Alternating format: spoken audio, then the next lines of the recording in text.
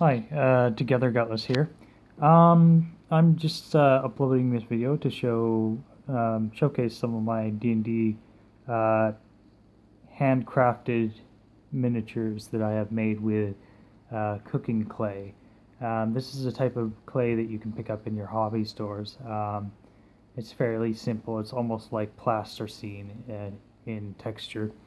Um, when I started out making these, I would use a twist tie to make the frame of the body to build and attach the clay to. Um, I'm going to show you kind of the iterations from my first attempt at making these to my last attempt. And you'll notice that there's definitely a quality change overall. Not a massive change, but it is noticeable. Um, anyway, uh, I will continue with showing you my models. First off, this is the first one that I've made. It got a little bit overcooked in the oven when I was baking him, as you can see on the bottom here. When I first learned to use this stuff and cook it, I was just learning how to uh, put them in for the right temperature and time. And normally it's around like 30 minutes to 20 minutes or so to cook. I forget exactly the temperature, but it should say on your boat on the molding clay package the information. So this is supposed to be a tiefling wizard, and he had a little fireball summon pet, and this was cooked with him, and it got burnt on the bottom too.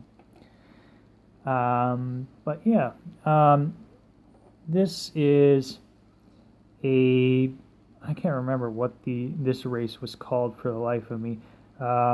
It was like a rock golem type entity. Yeah, a construct of some sort. But yeah, he was supposed to be a shaman. Now, I wasn't fully satisfied with the first variation of that one, so I went with a different one. As you can see with the original, the spear on the tip of the staff broke off, which is, I will bring that topic up later on in the video, as well as with this one here, starting with this one.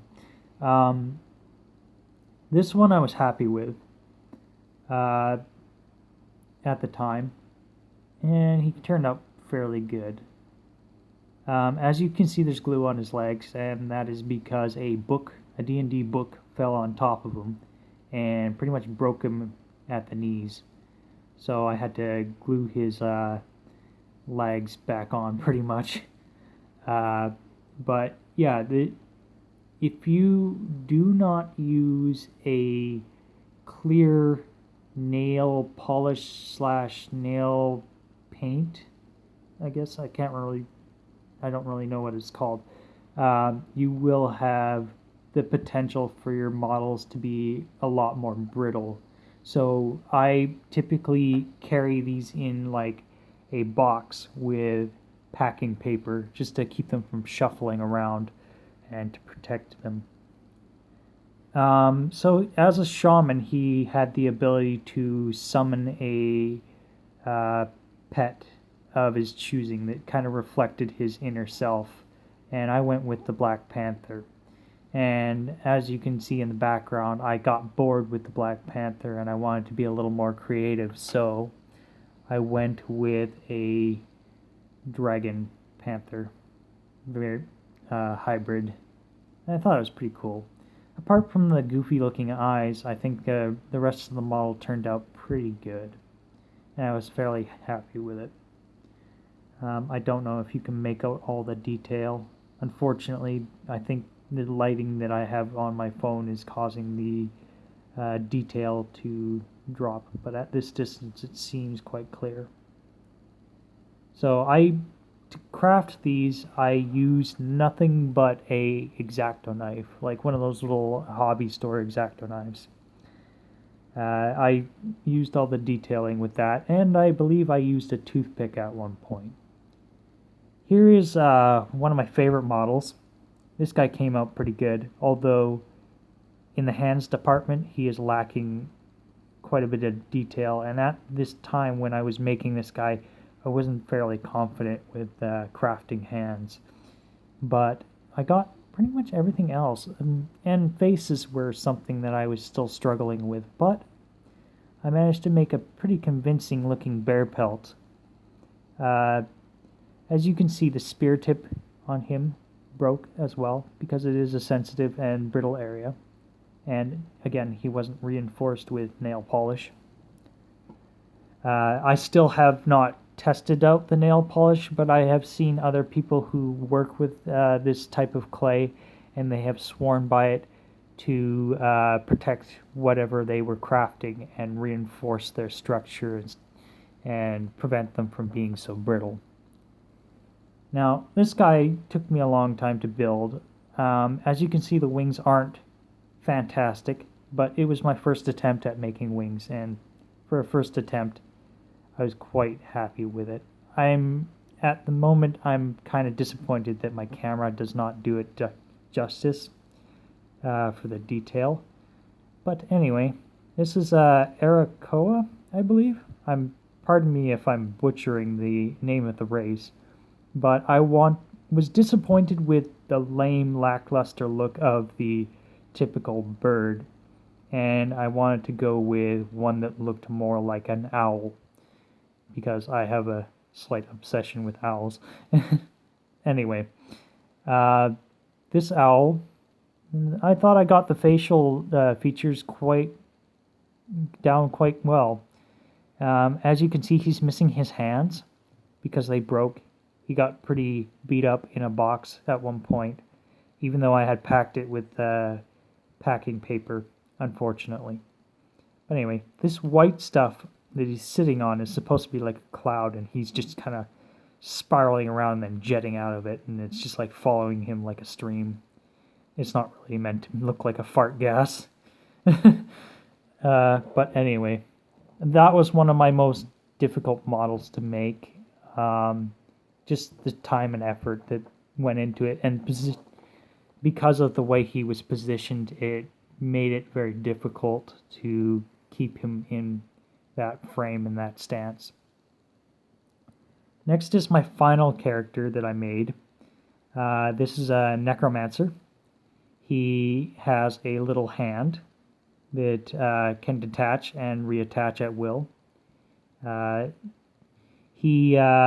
The premise around him is that I wanted to have like a necromancer that only resurrects the bodies of the willing dead. He's supposed to be like a good necromancer, if you can call him that. But yeah, he's got a little hand that he lost his arm in an unfortunate incident and decided, well, I'm not going to go armless forever. And he decided he just manipulate his arm and reattach it to his body. Now, let me see if I can readjust the lighting here, and that looks a lot better. So I'll give you another look at them.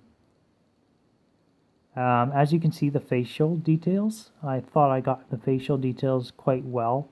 This is my first attempt to try to make a human-like character, and for my first attempt, I think I did a fantastic job. It took a lot of time trying to adjust the eyes. Now, typically, it takes me about a day and like roughly a whole morning to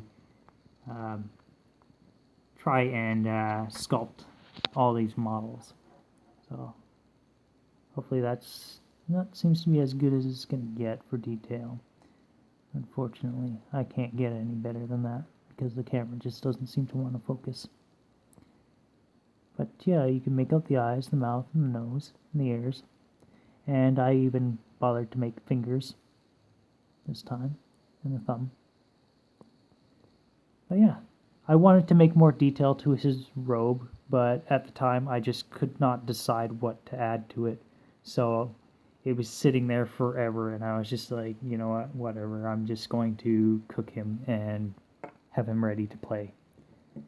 So here, I'll just show you each of the models once more. now that I have more focus.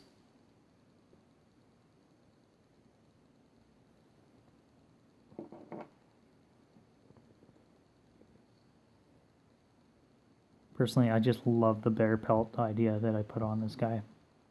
Looks like a perfect druid.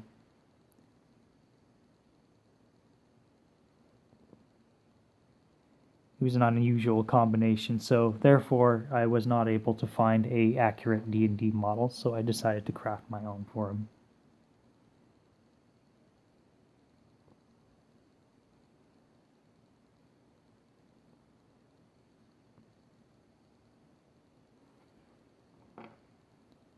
And as you can see in descending order, the detail and the craftsmanship kind of goes downhill, because these were my first attempts.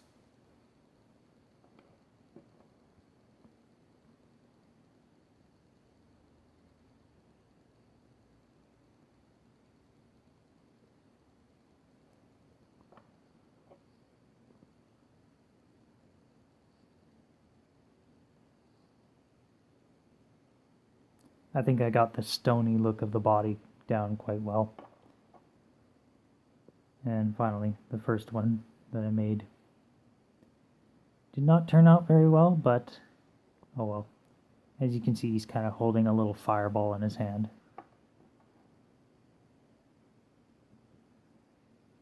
And this is his summon pet. But yeah, that is all. I hope you liked the video, and if you like the models, let me know what you think. And give me a like if you want. Anyway, thanks for watching.